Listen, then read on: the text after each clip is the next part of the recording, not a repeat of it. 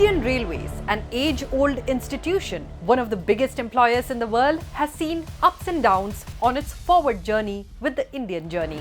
The Indian Railways has a total route length of 68,043 kilometers, a running track length of 1,02,831 kilometers, and a track length of 1,28,305 kilometers as of 31st March 2022.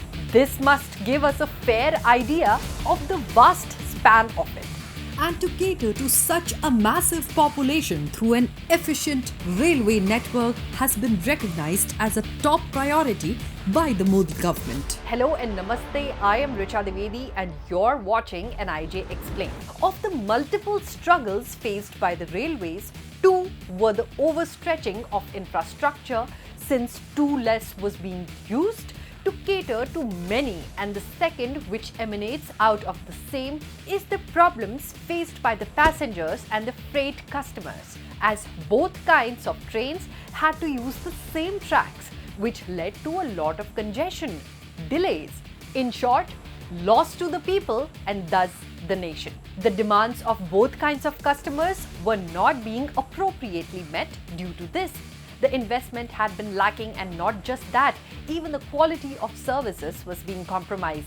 After we went through the data, it was clear that the speediest development has happened in the past 9 years, as the current regime has rejected the old inefficient ways of doing things and has stuck to the speed and scale mantra of getting things done. The railways has now introduced GPS tracking systems which helps them keep the passengers safe, better regulate the traffic, and also enable the passengers to check the status of the trains in real time.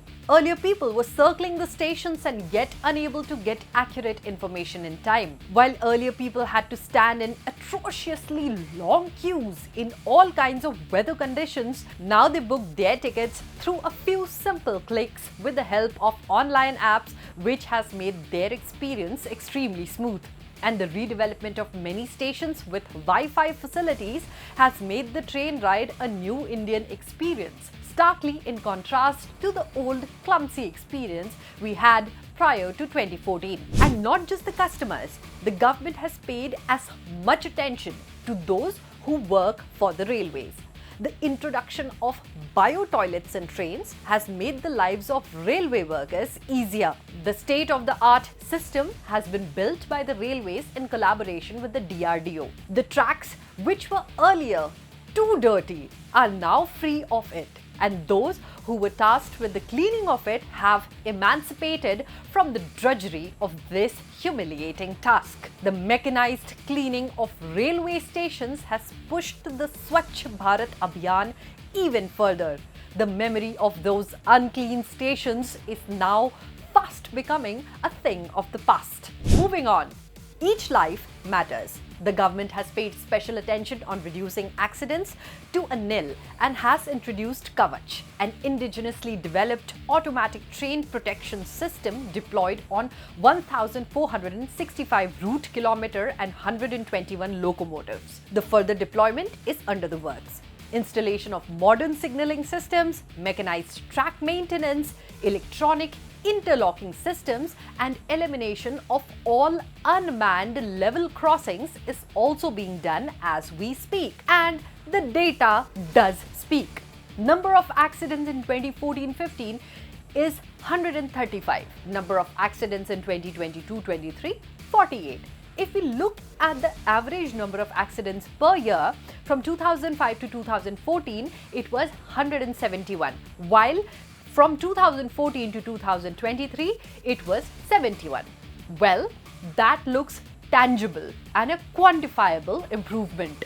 If we look at the data of the work done in the past 9 years and what existed prior, we might get a clearer picture. From 21,614 kilometers of electrified routes in 2013-14, over 59,500 route kilometers, which is more than a whopping 90% of India's broad gauge rail line, has been electrified.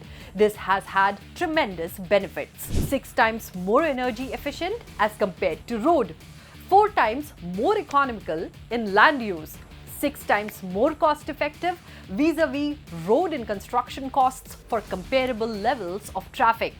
Among the modes of rail transport, electric traction is the most energy efficient. Every 100 kilometers of electrified route saves 2,500 crore rupees worth foreign exchange annually. Earlier, unfortunately, many far-flung people and places felt excluded and disconnected from the railways, hailed as the lifeline of India. But now, Chenab Bridge, world's highest railway bridge, provides all-weather connectivity to the Kashmiris. Out of the 8 sisters, that is the northeastern states, 7 are now rail connected. 1,544 kilometer railway lines at the rate of 193 kilometers per year have been commissioned across these 8 states compared to the meager 66.6 kilometers per year average of 2009 to 2014. This includes the 29 new railway stations across different states of the Northeast. The railways' earlier and infinite sink of the taxpayers' money has seen a tremendous revenue growth, which stood at 2.44 lakh crore rupees in financial year 2022-23.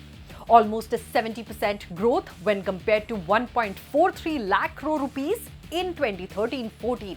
So, the Indian Railways has clearly seen an exponential rise in the past 9 years, and yet the government is not complacent since it also has a vision for the future. India's first indigenous semi-high-speed train, Vande Bharat Express, is already on tracks and running. There will be 400 such trains connecting Indians. The famous bullet train is also on track, and a report on 7 high-speed corridors is under preparation. Over 1,300 stations are being modernized as Amrit Bharat stations. The National Rail Plan intends to electrify all broad-gauge routes by 2024 and establish a future-ready railway system by 2030. Will and vision are what makes realization of potential possible. Without it, we can only circle around. And the better marker is when the changes are visible to you and to me while we live. Let's hope we keep seeing more of these. If you liked this video, let us know in the comments below. Subscribe to New India Junction. Until next time, this is Richa Dwivedi signing off. Dhanyavad and Namaste.